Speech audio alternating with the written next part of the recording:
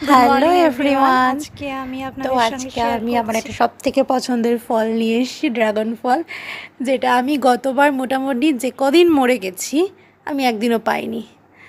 তো তারপর আমার এক কাকিমা আমাকে এই ফলটা গিফট করেছে যে ঠিক আছে নে তুই খা। তো দুটো ড্রাগন ফল পেয়ে আমি ভীষণ খুশি হয়েছিলাম। তো ওটা কেটে তারপর আমরা সবাই মিলে ভাগ করে খাই।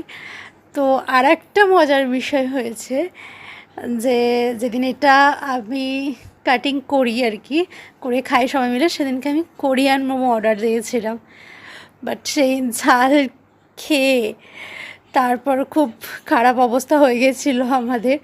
তো তারপর এই ফলটা আমরা খেয়েছিলাম।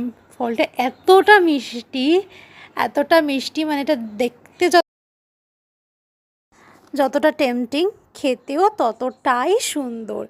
আর এটা স্বাস্থ্যের পক্ষে খুব হেলদিও, মানে বিশেষ করে যাদের সুগার প্রেশার রয়েছে তারা এই ফলটা খেতে পারেন।